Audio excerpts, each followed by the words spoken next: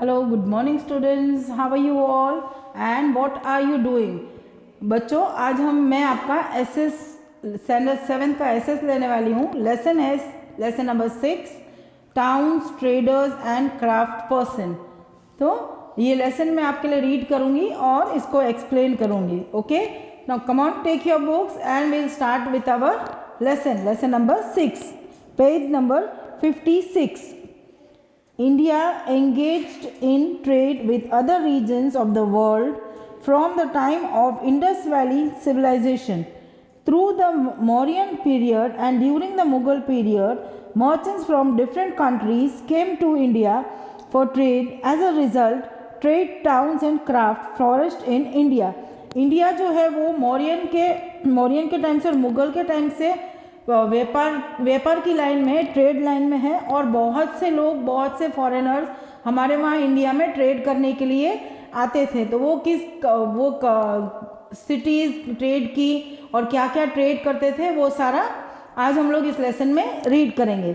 इसे स्टार्टिंग इसका है लेसन का ग्रोथ ऑफ टाउन्स, मतलब जो शहर थे, जो इलाके थे वो कैसे बने, उनका ग्रोथ कैसे हुआ, वो हम लोग ये पैराग्राफ में पढ़ेंगे, रीड करेंगे. The growth of the towns in medieval India was a result of the development in trade and craft which was in turn dependent on an efficient agricultural system, assured food supply, a flexible monetary system and a well-organized administrative system led to the growth of towns. However, all urban centers was not hubs of commercial activities. मतलब यहाँ पे ऐसे बता रहे कि अगर एक town को क्रिएट करने करेगा तो वहाँ पे खाना पीना और जो लोकल फैसिलिटीज़, जो ज़रूरी फैसिलिटीज़ हमारी रहती है, अगर वो एरिया में रहता है तो वो टाउन और वो गांव जो है वो जल्दी और बहुत अच्छे से डेवलप हो सकता है. Administrative centres, our court town, educational centres and temple towns also developed in different parts. Besides, there were many local towns having mandi and hart towns and which served as rural markets. Farmers sold their products in mandis. Hart was a street market which was lined with shops. Let us examine the factor that led to the emergency of towns which served different functions. Nagara was a common term of a town, while the term mahanagara applied to a city. मतलब वहाँ यहाँ पे जो इसमें मंडी और मंडी means बाज़ार, मार्केट एरिया जो रहता है उसको मंडी बोलते हैं. और हाट मीन्स जो हमारे अभी हम लोग अगर आप देखो तो कहीं गांव में हम लोग जाते हैं, वहाँ पे जो शॉप्स रहती, दोनों साइड शॉप्स रहती है और बीच में रास्ता है, वो आप लोगों ने देखा, तो उसको वहाँ पे उसको हाट बोलते थे. हिंदी वर्ड है मंडी और हाट, दोनों हिंदी वर्ड है. मंडी मीन्स मार्केट और हाट मीन्स जो बाजार प्लेस में जहाँ पे अपनी सारी रेकड़ियाँ लगी रहती है या जो सेलर्स रहते हैं वो लोग रोड के ऊपर जो चीज़ सेल करते हैं वो एरिया को हाट बोलते थे. और ये रूरल एरियाज़ में, ज़्यादातर रूरल एरियाज़ में ही रहते हैं. और नगर और महानगर, नगर मीन्स हमारा जो सिटी रहता है वो, और महानगर हमारा जो नगर डिस्ट्रिक्ट रहता है, और जो महानगर है वो सिटी रहता है, उसको महानगर बोला जाता है. Court towns, rulers lived in court towns. The king would hold his darbars proceedings in these towns. Such a town also served as the capital sometimes. Court towns were shifted from one place to another. For example, Muhammad bin Tughlaq shifted from Delhi to Devagiri or Daulatabad, and Akbar moved his capital from Agra to Fatehpur Sikri. Some of the important towns in South India, such as Madurai, Tanjore, Badmi, Kanchi and Vengi, were capital towns of different dynasties. These towns were centers of royal activities and trade. Many court towns from such as Kanjui, Lahore, Delhi, Agra and Fatehpur Sikri emerged during the Midwil period. यहाँ पे जो court town का paragraph है, court town वो जगह रहती थी जहाँ पे राजा रहते थे, जो एरिया में राजा रहते थे, जो सिटी में राजा रहते थे वो. और तभी ऐसा था कि जो राजा है, जहाँ जो वहाँ का रूलर रहता था, वो जिस जगह शिफ्ट होता था वो कैपिटल उसका अपना कैपिटल वहाँ शिफ्ट कर लेता था। जैसे अभी हम लोगों के कैपिटल्स कैसे है कि लोकल, अभी हम लोग अगर बोलेंगे महाराष्ट्र तो उसका कैपिटल बॉम्बे है, तो वो मुंबई चेंज नहीं होता है। अभी जैसा है वैसे ही सभी के कैपिटल जैसे है वैसे ही वो हम लोग चेंज नहीं कर सकते और चेंज होते भी नहीं है। लेकिन तभी जब जो राजा महाराजाओं का टाइम था तो वो लोग ऐसा करते थे कि जहाँ राजा शिफ्ट होते थे वहीं पे उनका कैपिटल बन जाता था। जैसे साउथ के इसमें आपको कितने सारे नाम दिए हुए हैं। और फिर बाद में देवागिरी, मोहम्मद बिन तुगलक देवागिरी से दौलताबाद गए तो वहाँ उन्होंने अपना कैपिटल बना लिया। अकबर ने आगरा से वो शिफ्ट होकर फतेहपुर सीकरी गए, वहाँ उन्होंने अपना कैपिटल बना लिया। तो तभी वो जो कोर्ट टाउन्स है तो इस तरीके से वो बोले जाते थे कि वो कोर्ट टाउन्स कहलाए जाते थे। Temple towns. Temples have always played a vital role in the Indian society. Thus, great importance was attached to these temples.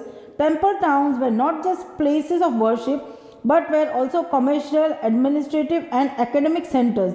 These towns were patronized by kings, and land and other fortunes were donated to temples. The Chola rulers held their courts in the Mandapam of the Barihadeshwar temple.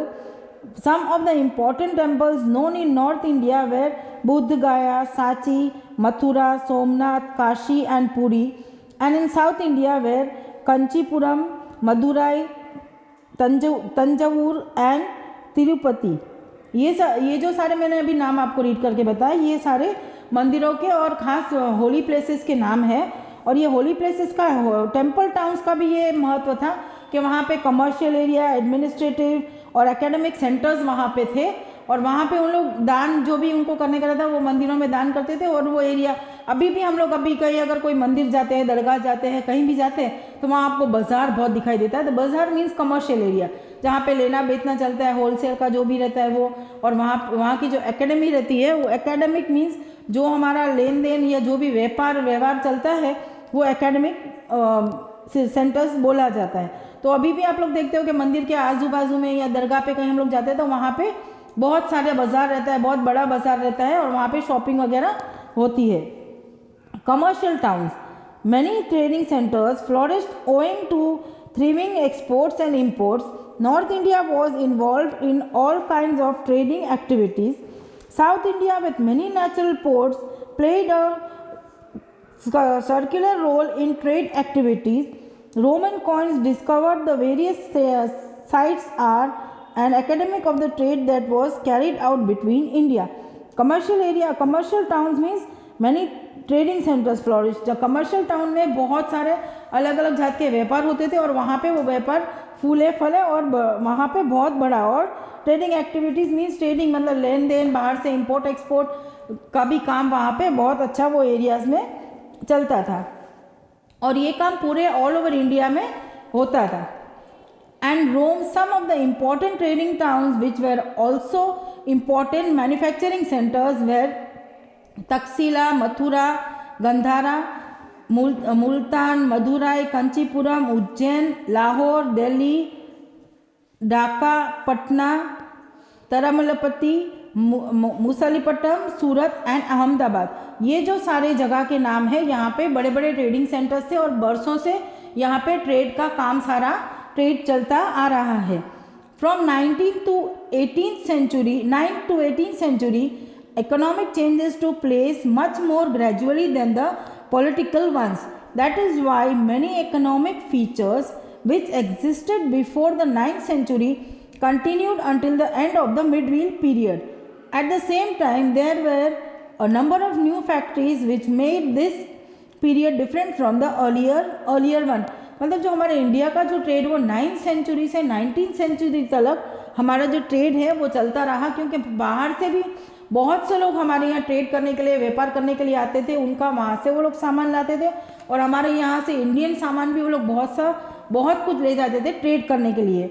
और ये 9th century से 19th century तक और बढ़ते बढ़ते और बहुत अच्छा एक ट्रेड का सेंटर हमारा इंडिया बन गया था। We have very little information about the economic condition of the people under the Delhi Sultanate. The chronicler of this period were more interested in events at the royal court than in the lives of ordinary people. On the contrary, we have information about the economic condition of common folk in Mughal period due to the chroniclers such as Francisco Bernier, Tavernier and Abdul Fazl. या वो ये paragraph में ये बता रहे कि जो दिल्ली सल्तनत जब थी तभी कुछ ऐसा इकोनॉमिक के और कमर्शियल ट्रेड के बारे में कोई इतनी जानकारी हम लोगों को नहीं है, क्योंकि वो लोग ज़्यादातर इंटरेस्टेड अपने कोर्ट में और उसमें ही रहते थे, कमर्शियल में, और जो मिडिल क्लास पीपल थे और जो गरीब लोग थे उसमें उन लोगों को कोई इंटरेस्ट नहीं था। लेकिन कुछ बातें हमको ये कॉर्निकल सर्कल्स की सच की फ्रांसिस्को और वो 2-3 लोग हैं उनके वजह से हमको थोड़ी बहुत कुछ पता चली है। Crafts during this period the factories और karkhanas were important centre of productions. These karkhanas supplied material to the royal household. It is believed that Muhammad bin Tughlaq employed 4,000 workers to produce silk fabric for robes of honor. Hundreds of persons were engaged in gold embroidery called zardoshi. Craft means मतलब जो कारीगर रहते हैं, जो काम करते हैं, जो काम बनाते हैं, उसको क्राफ्ट बोलते हैं. तो जो मोहम्मद बिन तुगलक था उसने हज़ारों उसके क्राफ्टमैन्स को, जो कारीगर थे, क्राफ्ट को कारीगर जो थे उनको उन्होंने हायर किया था. जो सिल्क में से कपड़ा बनता था वो स्पेशली रॉयल फैमिली के लिए ही, और जो उसके अंदर वर्क होता था वो सोने की तार से होता था, सोने का तार वायर रहता था उससे वर्क होता था, और वो वर्क को जरदोशी का नाम दिया गया था. और कारखाने मीन्स जैसे आपको मालूम है कि हमारी फैक्ट्रीज जो रहती है उसको हिंदी में कारखाना बोला जाता है. Firoz Shah Tughlaq divided his karkhanas into 36 section which was monitored by nobles. During the Mughal rules, karkhanas were also called bayatat. The mint, also called takshal, public treasures department of construction of monument, repair roads and artillery were also included in the bayatat. यहाँ पे फिरोज खान तुगलक ने अलग अलग 36 उन्होंने ये जो craftsman से कारखाने थे उसको डिवाइड किए थे, और उन्होंने कुछ खास लोगों को उनका ध्यान रखने के लिए भी रखा था. और उसके बाद में फिर उन्होंने वो एक कारखाने को बायटाट भी बोला जाता था, जिसमें जो कंस्ट्रक्शन का काम था, मॉन्यूमेंट्स है, रोड का है, जो भी मतलब काम होता था वो इसके थ्रू होता था, इसके थ्रू किया जाता था. उन्होंने इसके लिए लोगों को अपॉइंट किया था. During the reign of Akbar, the Karkhanas had a regular department under the officer called Diwane Baitat and Mir Saman. Apprentices were trained in these Karkhanas under an Ustad, master craftsman. These Karkhanas were headed by royal officers who was assisted by subordinates, mutasarrifs. Craftspersons were skilled in the work involving gold, silver, lead, brass and precious stones. The industries of cloth making, silk, weaving, arms, manufacturing and producing of luxurious articles also made progress during this process. Some towns in Bengal and Gujarat were famous for their fine quality fabrics. For example, Cambe in Gujarat was famous for textile, gold and silver work. यहाँ पे 2 paragraph में हम लोगों को बताया गया है कि मतलब इन लोगों ने किस तरीके से इसको डिवाइड किया था और क्या क्या काम होते थे. और वहाँ पे जो क्राफ्टमैन जो इनको कारीगरी सिखाने की रहती है उसके लिए कारीगर का एक मास्टर रखा जाता था, और इन लोगों को सारा को कारीगरी सिखाई जाती थी. उसमें कारीगरी में सोने की, चांदी और ब्रास, पीतल, लोखंड जो भी है उसके सारे की उनकी जो कलाकारी रहती है, कारीगरी रहती है, जो उनको वर्क उनको कैसे करना है, किस तरीके से, उन लोगों ने उसके लिए उनके मास्टर्स रखे थे. और वो मास्टर्स इन लोगों को सारा समझाते थे, सिखाते थे. और ये फिर बाद में और बंगाल और गुजरात के बहुत सारे टेक्सटाइल्स भी थे, टेक्सटाइल वर्क और गोल्ड, सोना और चांदी के जो मटेरियल बनता था उसके बारे में भी इन लोगों को सिखाया जाता था. तो बच्चों आज हमारा लेसन हम लोग यहीं पे पूरा करते हैं, पेज नंबर 58 तक. और अब नेक्स्ट हम लोग पेज नंबर 59 से स्टार्ट करेंगे. तो आप लोगों को होमवर्क में आपके ये करना है कि ये लेसन को रीड करना है, ठीक से जो पेजेस मैंने समझाए आपको वो रीड करना है और अपने आप से आपको इसमें से 25 हार्ड वर्ड्स जो आपको लगता है आपको समझ में नहीं आए हैं या हार्ड है उसमें आपको 25 वर्ड्स होमवर्क में 3 टाइम्स लिख के और आपको फ़ोटो सेंड करना है। लेसन को रीड करना है और 3 टाइम्स आपको homework hard words 25 hard words अपने आप ढूंढ के और लिख के होमवर्क में आपको मुझे सेंड करना है। अगर आपको इसमें कुछ समझ में नहीं आता है तो आप व्हाट्सएप के ज़रिए पूछ सकते हो और कॉल करके भी मुझे कुछ इसमें से अगर समझना है तो समझ सकते हो। ओके, तो bye, meet in next session.